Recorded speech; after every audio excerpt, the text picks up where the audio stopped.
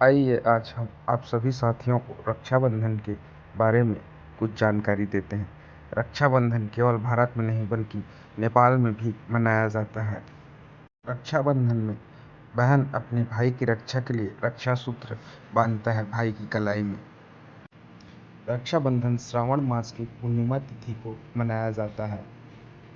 रक्षाबंधन का त्योहार सिर्फ लोक परंपरा का हिस्सा भर नहीं बल्कि अपितु इसके साथ कई कहानियाँ और कथा भी जुड़ी हुई है।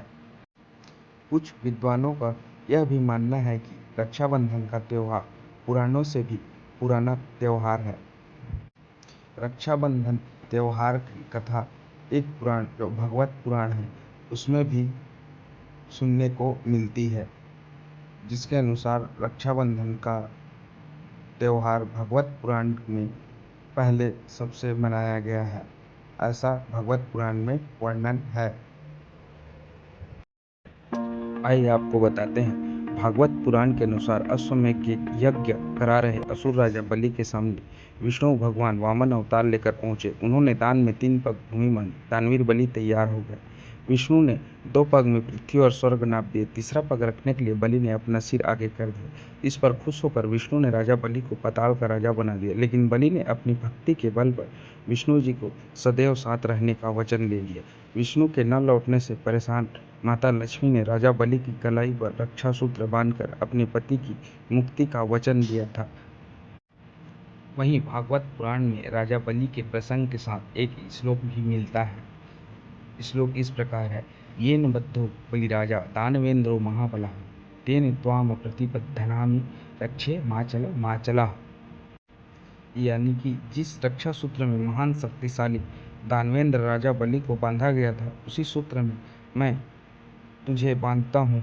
हे राखी, तू अपने संकल्प से कभी भी विचलित न होना। ये श्लोक रक्षा सूत्र बांधते समय आज भी बोला जाता है। कहते हैं कि तब से माँ लक्ष्मी ने ही राजा बलि को सबसे पहले राखी बांधी थी। तभी से रक्षा सूत्र बांधने की परंपरा हमारे भारतवर्ष में चली आ रही है।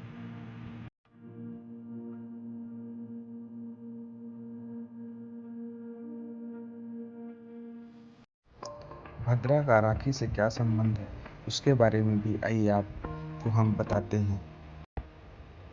वैसे तो इस साल रक्षाबंधन पर भद्रा का साया नहीं रहेगा, क्योंकि भद्रा का समय 8 अगस्त को दोपहर 2:12 से शुरू होकर 9 अगस्त को सुबह 1:52 तक ही रहेगा।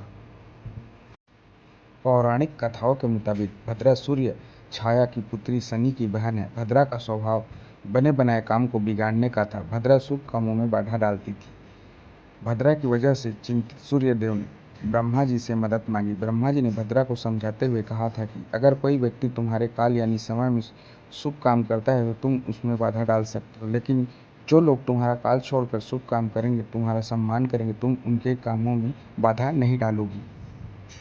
इसी पौराणिक गाथा के चलते भद्रा काल में राखी नहीं बांधी जाती है।